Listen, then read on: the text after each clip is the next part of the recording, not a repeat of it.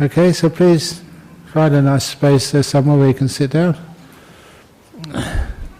There's always lots of space in the front. I don't know why, if I was Taylor Swift, and I can't be Taylor Swift, people would be right at the front. But anyway, I don't know why. I do actually shower and brush my teeth, but anyway, there's lots of space in the front for those who want. And also, for this talk this evening, that sometimes that from the meditation, that's where you can actually see things which other people can't see. A lot of times I've been talking about how the meditation helps, with one's physical health. But it's not just the physical health, it's just the things which happen to you in life. How many people in life that things go the way you expect them to go? I was going to say they should go. If everything went the way it should go, and you had a nice, easy life, with plenty of money, and a nice family, and nice kids, who never disturb you when you're meditating, that would be really weird. The real life, that's where we get to understand and make peace with our life. And this is one of the reasons why that all these theories of Buddhism, you can actually apply them to real life, and they often surprise me to the extent that you're in awe of some of these wisdom teachings which really, really work. From people recovering from things like cancers when they shouldn't be able to recover, that people who fail exams and they take them again and they just pass easily. And why do actually sometimes people even call it failure? Sometimes that's one of the things I noticed in my life, even when I was just becoming a Buddhist. I noticed just what people feel is important in life. And for me, I was told, be a smart kid. If you pass your exams, then you'll be successful in life. Is that true?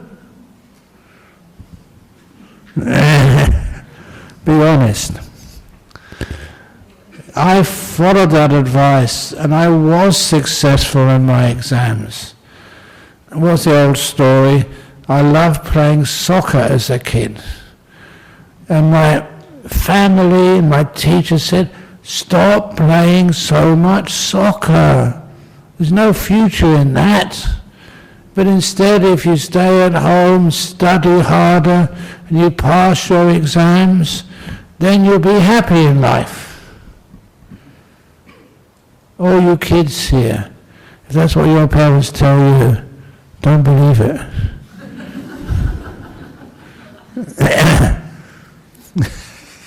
And that's what you've got to tell your kids.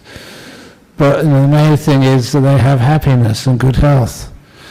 But anyway, I followed that.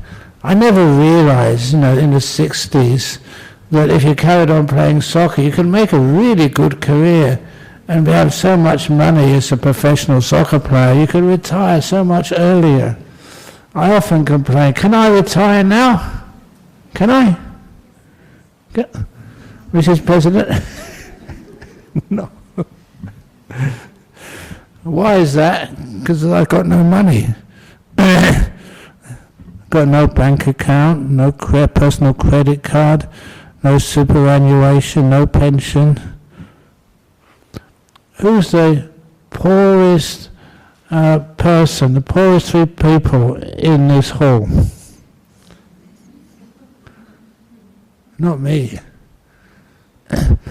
What is the definition of poor? What's the definition of rich? My definition of rich is somebody who wants for nothing. That's me. I want for nothing. How many of you sometimes come up and say, what do you want? It's your birthday. or it's Chinese New Year.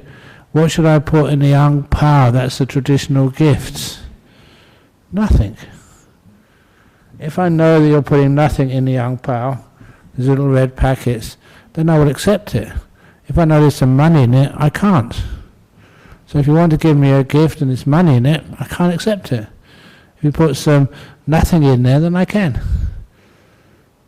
And I get a nice packet I can use for something or other. That's one of the reasons, as a monk, as a Buddhist, you see things in a totally different way.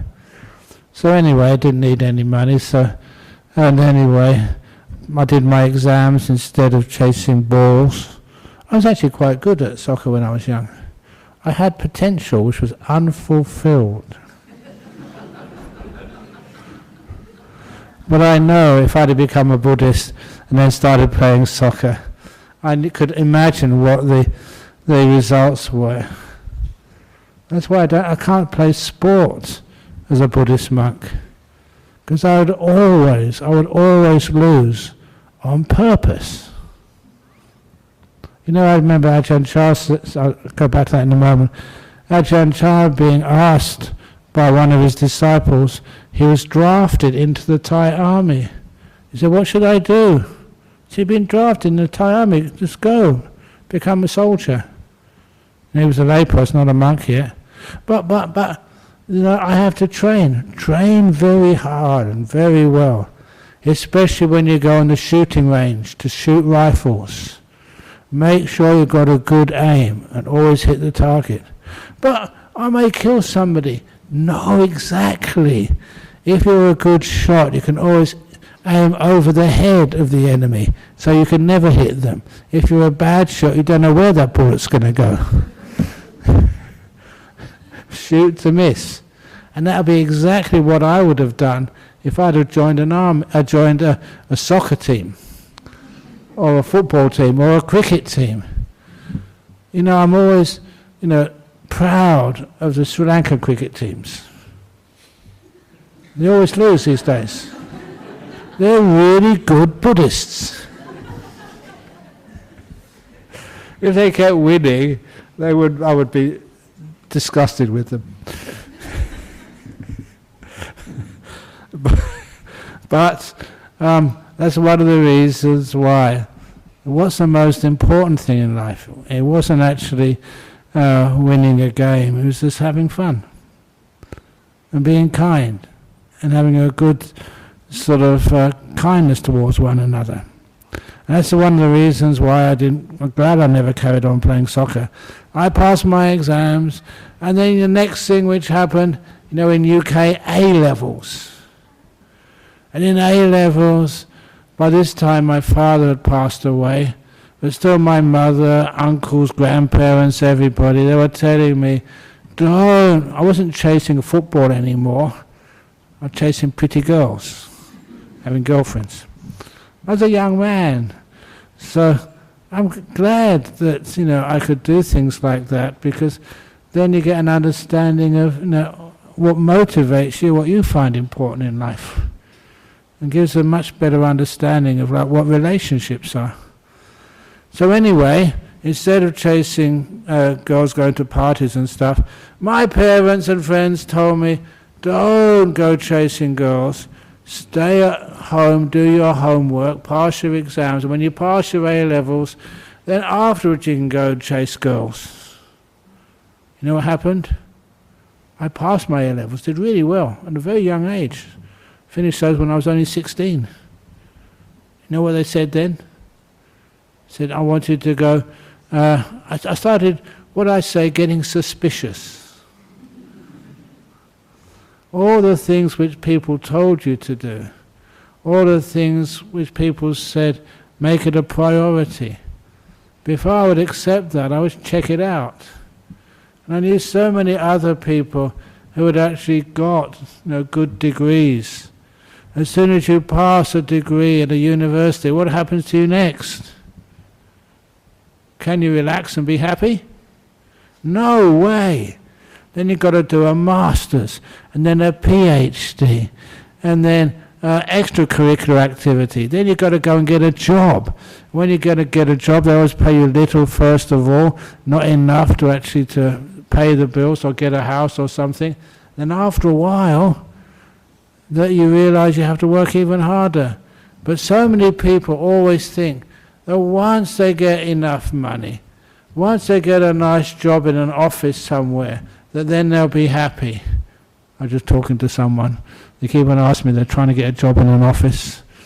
Once you get a job in an office, will you be happy? It makes life a little bit happier. But then you've got to go and get a place to live, you've got to go and get a car or some sort of transport. And then you've got to save some money in case things go wrong in the future, and things will always go wrong anyway. And then you find your partner in life. Does that make you happy when you find your partner in life? How many people want to get married? Did that solve all your problems? You know, sometimes people, they want to find a partner in life, they come to me for some chanting. It's about time I was honest. When I chant for you, it's not so you can find a nice partner in life. I chant so you can be happy. That's why you don't find a partner.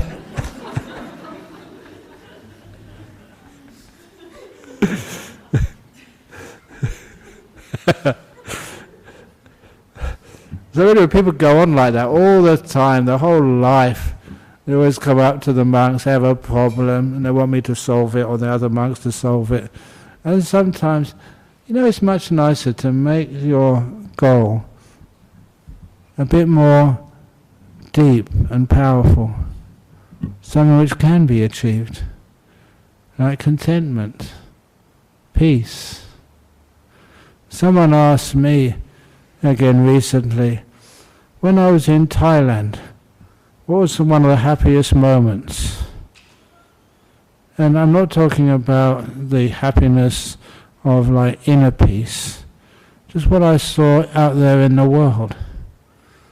I remember just walking through the villages, going on the way to some ceremony, and just looking how people lived. I remember just going through the village of Bungwai, that's where Wat Banana Chart was located, and you saw every evening a whole family was sitting out in the open because they didn't have any aircon, and the light which they were using, there was no electricity. They had a little bowl with some oil in it, and they floated a wick in the oil, and they used an old toothpaste tube. Cut the bottom of the tube off, and the little place where the tube is squirted out, that was the thing which held the wick. Just a bit of rag, that's all. And they lit that, and that served two purposes. It gave a little bit of light, but the smoke also kept the mosquitoes away. It was a very, very good invention. And you saw the whole family sitting around in a semicircle around that light. And they would tell old stories. Some of those stories were stupid stories. Some of them they'd heard many times before. But the point was they told those stories together. And they were all listening to them. They were having a wonderful evening. Just like that story that sometimes people say I tell silly jokes. This is a very deep joke. For those of you who know philosophy. This was the horse which walked into the bar. And the barman said, "Do you want a drink?" And the horse said, "I think not." And then vanished, disappeared into thin air. The horse was a philosophy student. He studied Descartes. And as Descartes, he used to say, "I think, therefore I am." So the horse worked out logically, if he doesn't think, or he thinks I'm not, or I don't think, then he has to disappear. I think, therefore I am. I don't think, therefore I'm not. So the horse vanished. To understand that joke more easily, I should have explained about the philosophy first. But that would have been putting Descartes before the horse.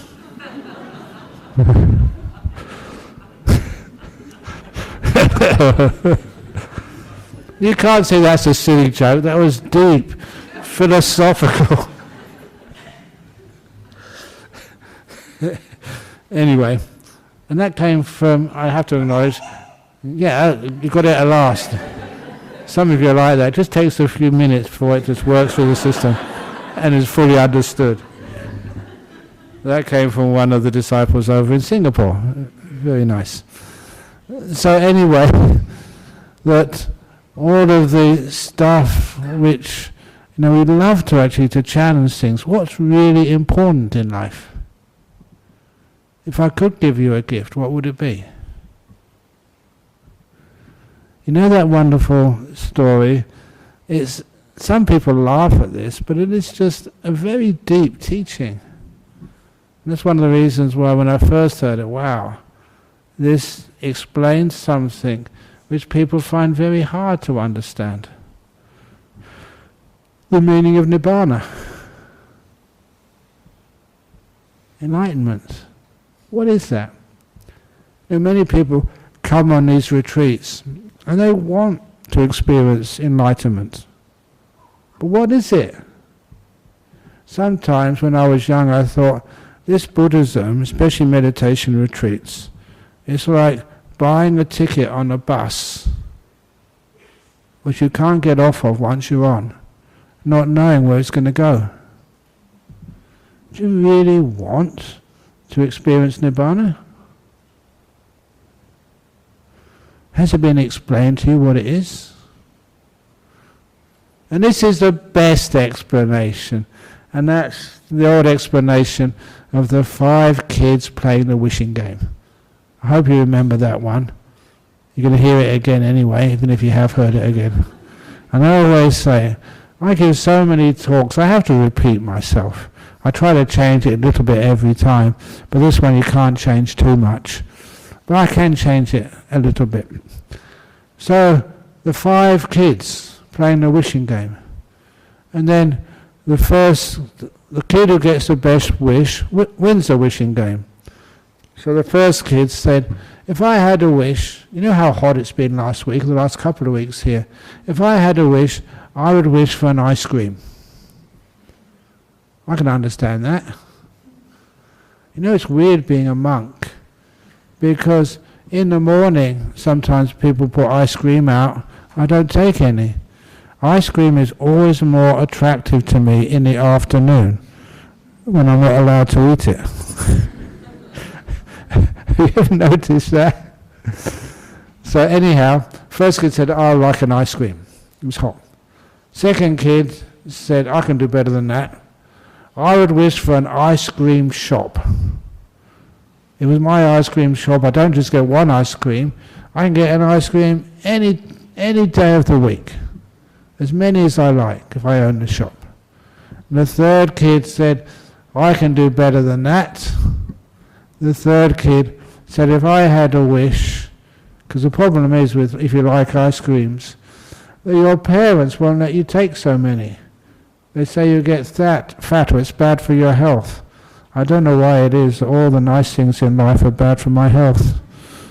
Do you understand that? Actually, that was one of the reasons why. When I saw in an advertisement, it wasn't an advertisement, a news article, somebody sent it to me, that the healthiest man, or the oldest man in Australia at the time, when they asked him, I think it was about 112 or something, or 110, this Australian man, over in Sydney, said, you're so old, 110, what's the secret of your long life? How come you've lived so long? You know what he said? Because he eats baked beans every day. And I thought, at last, something which I like to eat is healthy. So, would you like me to live a long life? No? Oh, come on. So sometimes if they say, okay, what else gives you long life? And of course it's obvious to me, because you should all know this, that what's called in Sri Lanka tinkiri, condensed milk, is called long life milk. And if you see in the stuff which you get from, oh come on, be scientific. If it comes from the Asian stores, you always have this picture of this old Chinese sage on the front. Have you seen those Chinese tins of condensed milk? It's on there. See it, read it. Like, I'm not convincing you. No, but the secret of long life is actually happiness and purpose. And if you've got a good purpose in life, and you do it with happiness, and you share the happiness with everybody, of course you'll have a long life. It keeps you going. That's one of the reasons why I see Prem is back from... You've already been to Thailand and back? Not yet? Okay. But anyway, he knows that one of the friends over there, Ajahn Brahm, he once told, he didn't actually tell me, but he passed the message down, please tell Ajahn Brahm, if he wants to live a long life, he should keep teaching overseas. That's what he said. Didn't he?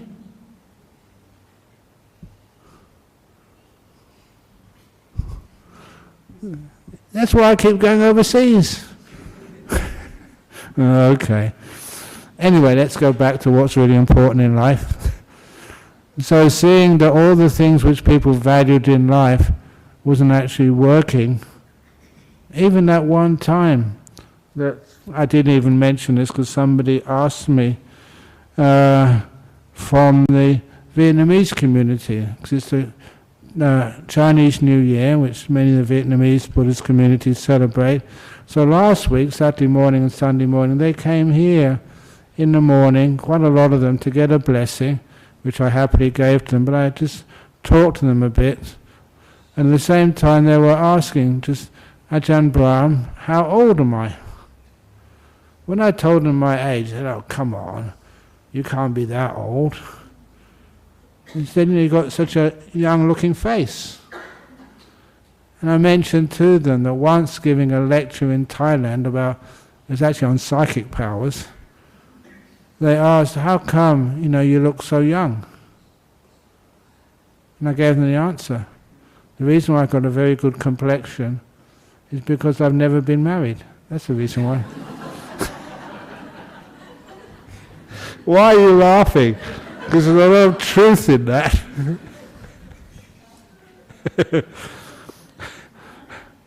But don't you miss having children? No, on a Friday night I come here and see the kids. No. But sometimes I look at each one of you.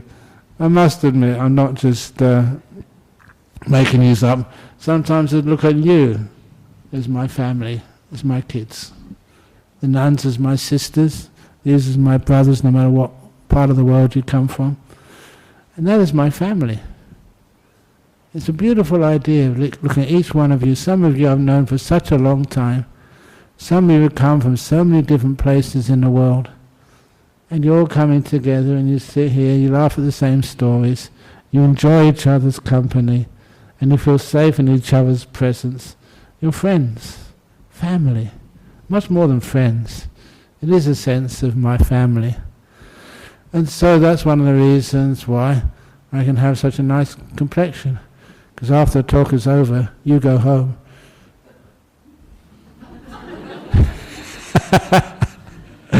And I feel free.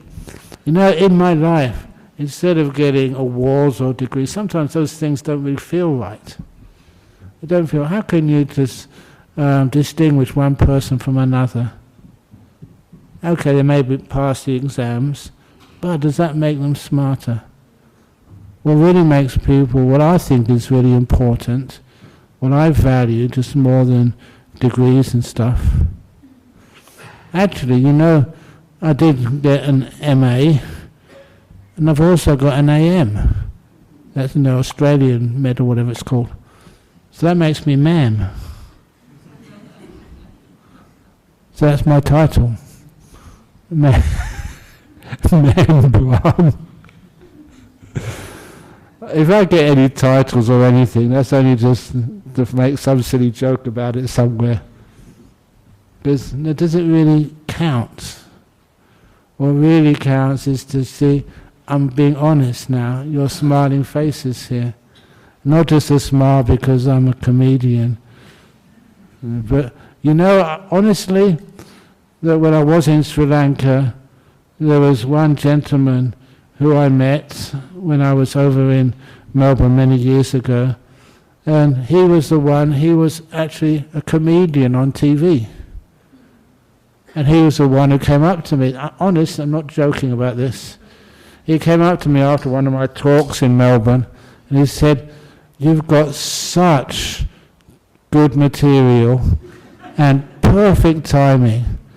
And because you're wearing a robe and bald head, you're a monk, I think I can get you a job in the Melbourne Comedy Club as a professional stand-up comedian." And he offered me that job. I did think about it, but not for long. I prefer my day job as a monk. But nevertheless, I invited him to come here to one of our global conferences. And those of you remember that. I saw his dad over in Melbourne a week or two ago, and he said, I asked him what the fellow was doing. He said he always remembered me, and that he was now working in SBS in some managerial overseeing role in entertainment. He's done very well in his life. So, but actually, seeing you smile not because of funny stories, because of the meaning of those stories. That to me is more important. And to see just how many people, whether you do chanting for them or just be kind to them, just how much that helps. Okay, it is the time now when I'm getting to the latter period of my life. I don't want to say the end of my life, otherwise you'll all start to get worried and just making pleas to me. But I've lived a long life already, and what really inspires me now is to see the effect of all that hard work which we've done. I first came over here to Perth about 42 years ago. 42, yeah, I think about that. And there's hardly any Buddhism here. And there's hardly any sort of harmony between the different groups. And it's amazing just what has been affected over all these years. How many people can find some peace and contentment? So going back to that story of, there's 5 kids. It's not just getting the ice cream shop. The 3rd kid said, if I had a wish, I would wish for $5 billion. Would you like $5 billion? Really?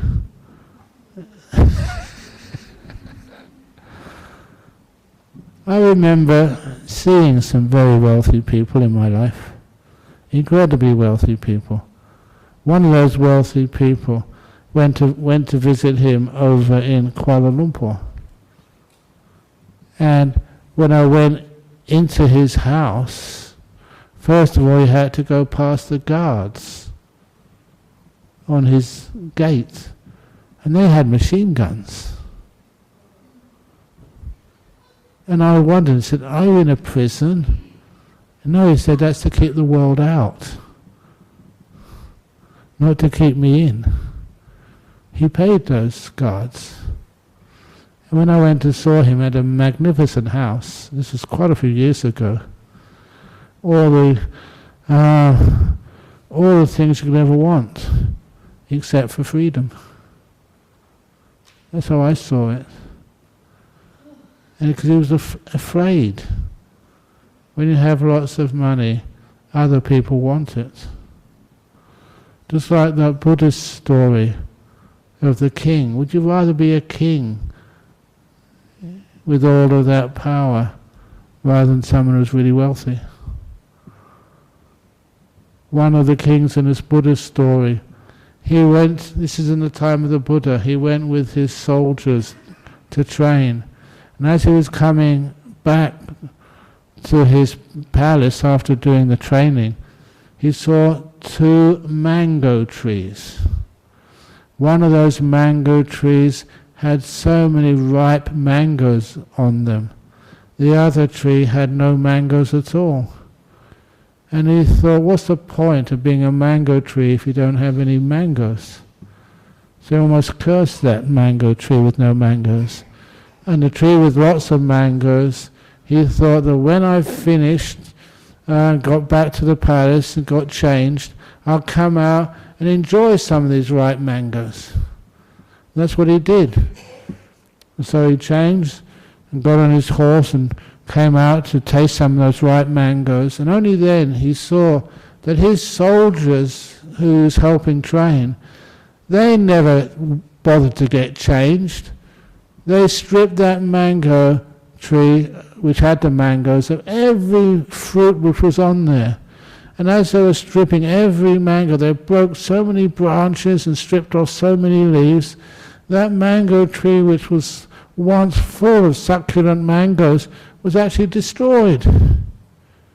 He looked at the mango tree which had no mangoes, and that still had all its branches and leaves intact. And he thought, I'm going to renounce being a king. If you have power and wealth, there's other people who want it.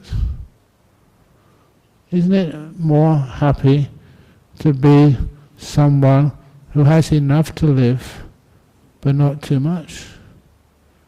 So other people will never want to break into your house. They never want to steal anything.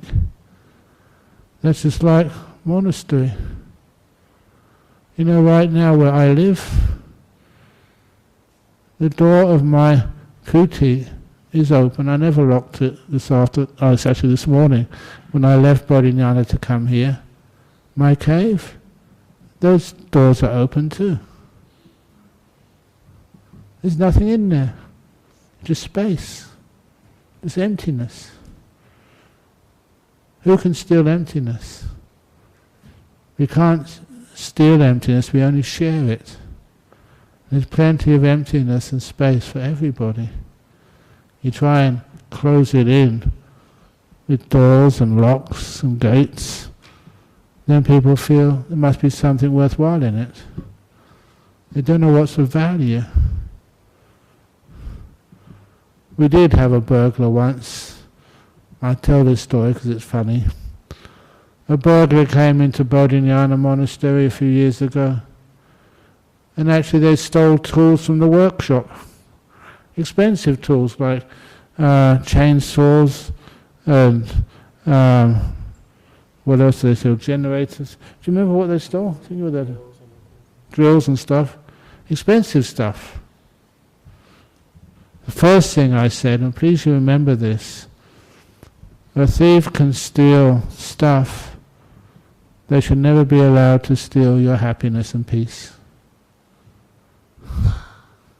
And as soon as I said that, the monks eventually realized how true that was. Because all of that stuff was insured. So we got an insurance payment, and we got new chainsaws and new drills, much better quality. And we still turned a profit at the end. And so if ever that thief ever listens to this, please come back again.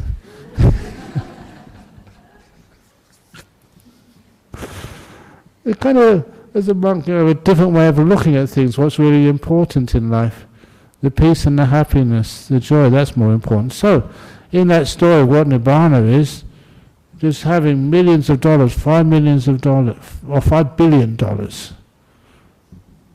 That's not happiness. The fourth kid was much smarter, and what he said was, if I had a wish, I would wish I was a president of the United States with all that power. You know, sometimes I wonder why it is that people who like going into politics are already very rich. Why do they want to go into politics for and be corrupt and make more money? What's the point? You already got so much money, you can just live a nice peaceful life. The reason why they go into politics like that is because wealth is not enough. You want power. Power to get what you want. And you find actually that's not happiness at all. Eventually someone else becomes more powerful than you are. And you destroy so much in the pursuit of power and the exercise of power. So that kid who wanted power as his wish, again, that wasn't smart at all. And in this story, how that was expressed was the fourth kid said, if I had a wish, I would wish for 3 wishes. The first wish was, the ice cream shop. Second wish was the $1 billion US. And the last wish was 3 more wishes. In other words, an infinity of wishes granted. And that's what the meaning of power is. Whenever you have a wish, it can be given to you. And that's never happiness. The last kid said, if I had a wish, I wish I was so content I never needed a wish ever again. I love that ending. That actually shows you what we're doing here. For those of you who aim for the full enlightenment, be so content. You don't need wishes ever again. At peace at last, no matter what happens. The world is the world. Yeah, it gets hot sometimes, it gets cold sometimes. I can't imagine it. I always thought that Western Australia should be a nice, comfortable climate, because UK was cold. And then you went kind of in between, like Thailand or Sri Lanka. That must be kind of in the middle.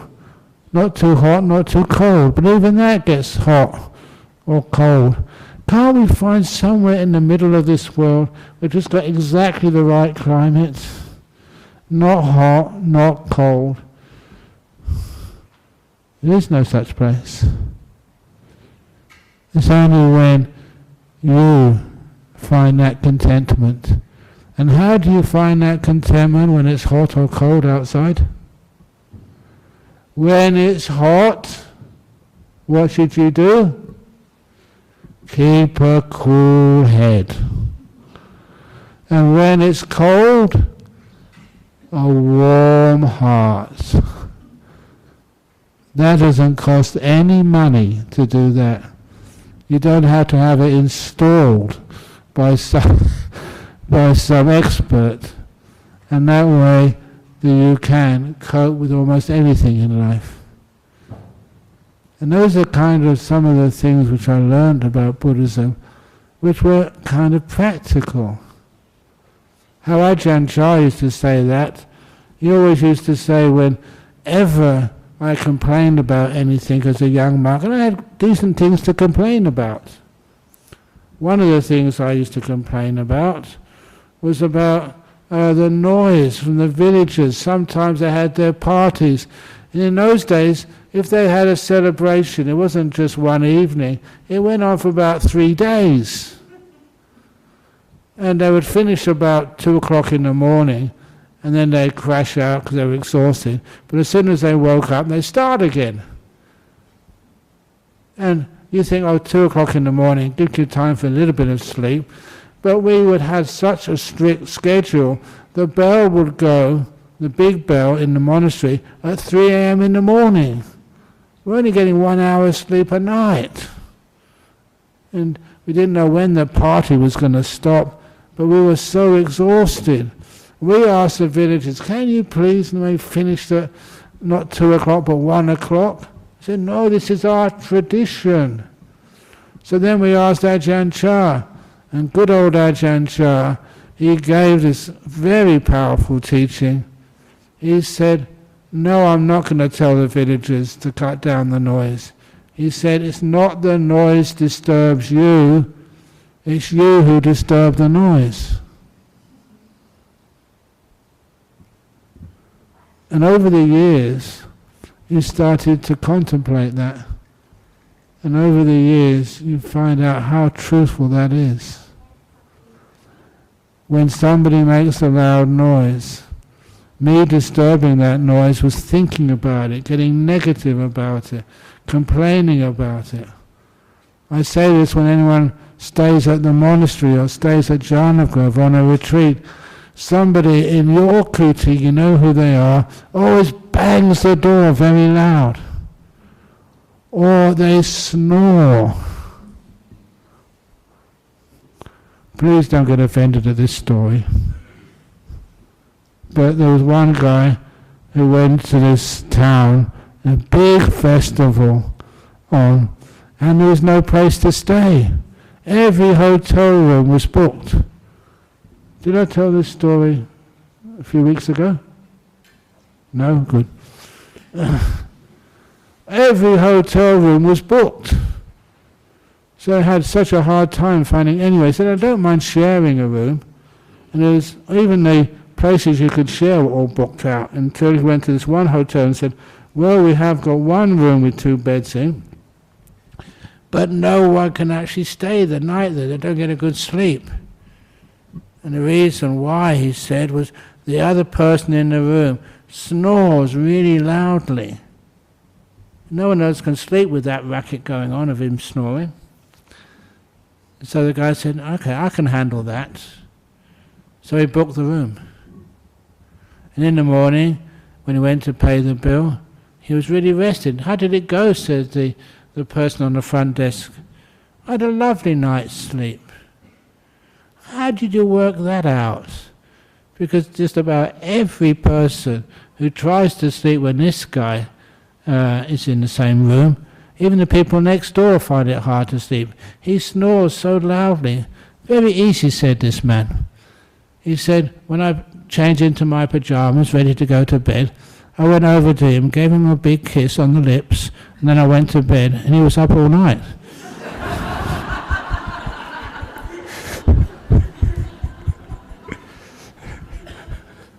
Please don't take any offence, it's not anti-gay. That's kind of innovative wisdom, maybe. But anyway, disturbing the noise is just, don't worry about it. I mean that. Don't keep thinking about it. If they bang the door, that banging the door just disappears after a minute or two. Even the water, which I spilt when I first came in here, I don't worry about it. It's almost all evaporated by now. It's warm in here. So that's actually great teachings on how you can find peace in this world. By learning the most biggest value is contentment, simple happiness. You may be tired, you may have maybe not enough money to live on in this world.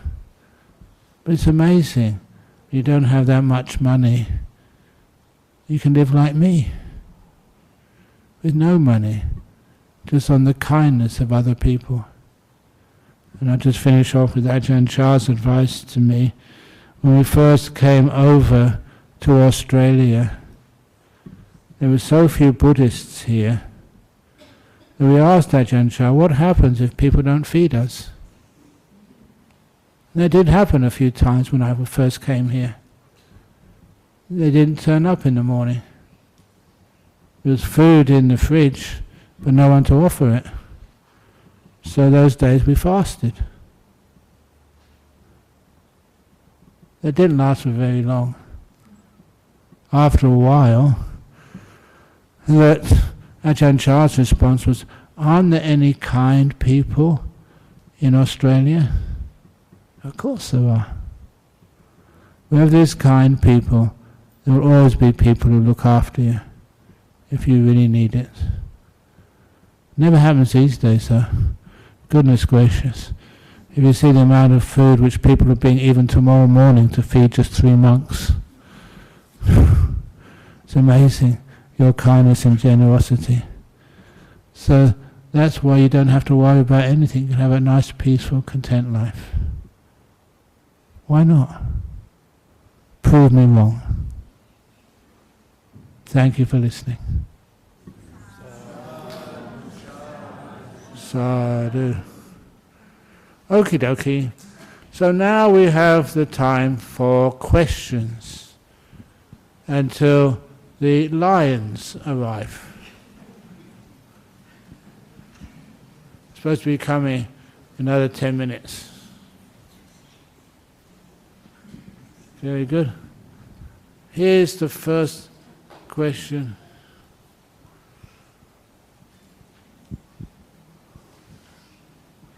From Wolfram Gabi in Germany. Dear Ajahn, what is the difference between awareness and mindfulness? How do you do to be kind exactly to oneself? Should we not just observe? Thank you kindly.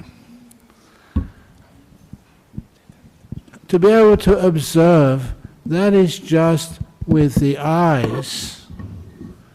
But to be mindful is actually using the mind to know what's going on. You know, a lot of times when people come to me with some problem in their life, sometimes I don't just listen to what you're saying. I look at your whole body. I actually sometimes feel what the problem really is. Because how can you actually describe in words some of the problems which people feel in life? There's more to it, and sometimes they don't know how to express that. That's why I really like kids, because they can actually show what they need so easily.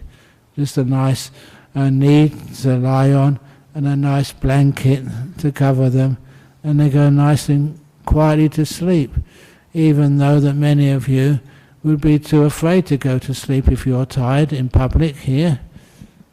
Why can't you sleep? What's really important in life? Your happiness and health, or just creating some sort of image of what you think you are? But anyway, the kindfulness, number one, it allows mindfulness to stay on an object. It keeps it there. When mindfulness goes from here to there and something else, it can never really penetrate into something. I love saying this simile. I've said it many times. And the first place I really said this was in the World Computer Conference, where I was giving the keynote address. That was quite a few years ago now. But I was really touched that I was invited to the World Computer Conference in South Korea. And many of the people there, some really big high executives, what are you doing here? Giving their keynote address, what do you know about computers? I said, nothing. But I know about innovation. And that's when I held up something. It was a bottle of water. I've done this many, many times. What is this I'm holding up? And when people say, bottle of water, there's glass, almost empty. Keep on looking, what else do you see? Have you noticed when questions are asked, you think there's an answer which is correct? And you stop when you think you've got the right answer. That's why people don't look deep enough. You just keep on looking. That mindfulness stays on the object and is kind to it. So that means your mindfulness awareness can really go into something. You can discover things you've never seen before, which no one else has seen either. Innovation, what is that? This is how you develop that innovative skill. If you have any problem at work or in your life, you don't just keep looking at it. You look at it with a sense of kindness. You don't try and find an answer. You're trying to get to know it. Get to know it really, really deeply. And that's where insight comes from. mindfulness plus kindness. It's the kindness which is like the glue which keeps you there long enough. From UK, I practice Buddhism. When I go out into the real world, I feel a lot of ill will towards people who behave poorly, and it only ends up affecting me.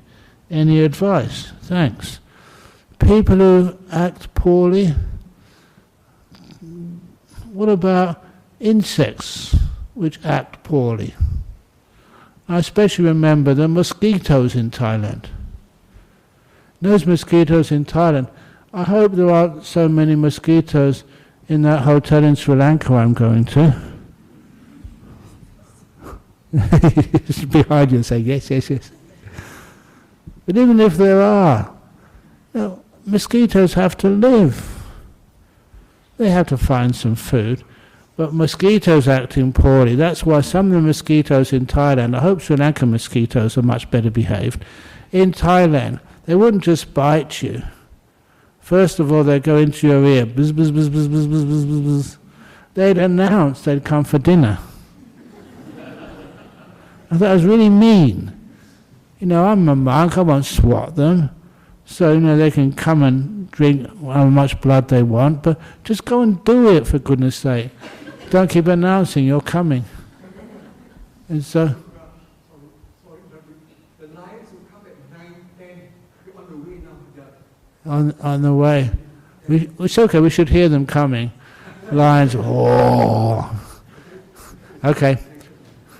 So, anyway, those mosquitoes. And then, sometimes the reason why I thought they were misbehaving, even though you'd let them bite you, sometimes, you know what they would do? You could watch them on hand, come on, have something to eat. It's only a small little prick in the fingers. But what they would do, and I hope the Sri Lankan mosquitoes don't do this, but they would actually put their nose in, they'd take it out again, and they'd walk a couple of steps somewhere else. They were so fussy. And they would actually do 3 or 4 exploratory holes before they found one where they found some blood they really liked. Oh my goodness. Taking advantage of a monk's kindness. I thought I was going too far. But nevertheless, that's just the nature of mosquitoes. And to try and train mosquitoes, it's a waste of time trying to train mosquitoes. They never listen. Even if you give them loving kindness all day. May all mosquitoes be happy and well. And that's the way to behave, mosquitoes. You're in a Buddhist monastery. Be very careful. You know that sometimes they used to say about drawing blood from a Buddha was one of the very, very, very bad acts of karma. So imagine any mosquito which drew blood from a Buddha when he was alive. Oh, I don't know what happened to those mosquitoes. So you can't teach them. But ill will towards people. In the real world, not everyone is kind. There's some very people who do bad things. How to deal with that? If you could understand why those people did those bad things. They're struggling. They're really suffering. They've been hurt and harmed. That's one of the reasons why I was fortunate to go to prisons, not just in Western Australia, but other parts of the world as well, and be able to talk to some of these people who are convicted, so-called bad people. Why did you do that? And a lot of times, they were mad, out of their mind. It doesn't matter how out of their mind they were, some small acts of kindness really meant so much to them. That's one of the reasons why you go out into the real world, and I feel a lot of ill will towards people who behave poorly. The way to encourage them not to behave poorly is actually to be kind to them. It's amazing, kind people never harm you. Sorry, if you're kind, the bad people can't harm you. Okay, 2 quick questions because the lines have arrived apparently. From Rupa Bolanat Lahiri, how do I balance metta practice with developing wisdom? My goodness, the more metta you develop, the more wisdom you have. The more you develop wisdom, the more you develop metta. You don't balance them. You do as much as you can of both. And lastly, from Poland. Hi Ajahn Brahm, what brings you to true happiness today? Why not? Do you want to be happy? It's not that hard. Just let go of suffering, understand this is the world, and stop fighting the world. Once I had to answer very quickly, what is suffering? Quickly. And suffering is asking from the world something it can never give you, which is impossible to give you. So I understand what this world can give and live within that. Live within your means. I don't mean financially. What you can do in this world. It's amazing how much peace and contentment give you real happiness, true happiness. When you're not fighting the world and battles you can never win, then you can get all this lovely peace, and the peace does create huge amounts of energy inside of you. So that's my advice. Okay, it is now 9 o'clock and the zoo has arrived, I think. So we got some lions coming. It's Chinese New Year. It's noisy, but please learn how to not disturb the noise. So those sitting in the center, if you can actually create a little pathway in between, because the lions get very upset if they can't get in.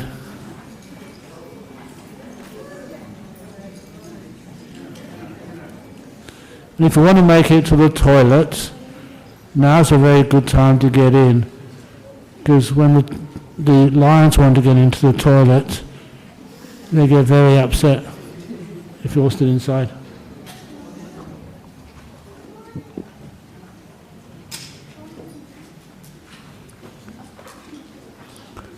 Was that the lions?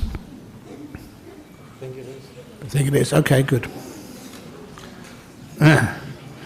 Okay. That's the money, yeah.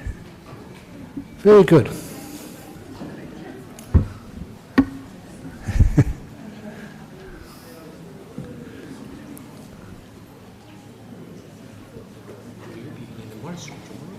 No, I'll be here. Yeah. I'm here every day. But sometimes here is monastery, sometimes here is Hong Kong, sometimes here is Singapore. But I'm always here.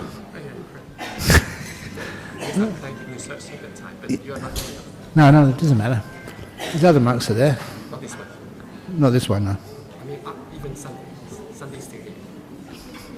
See you tomorrow. Okay, yeah. See you tomorrow. Yeah, sure.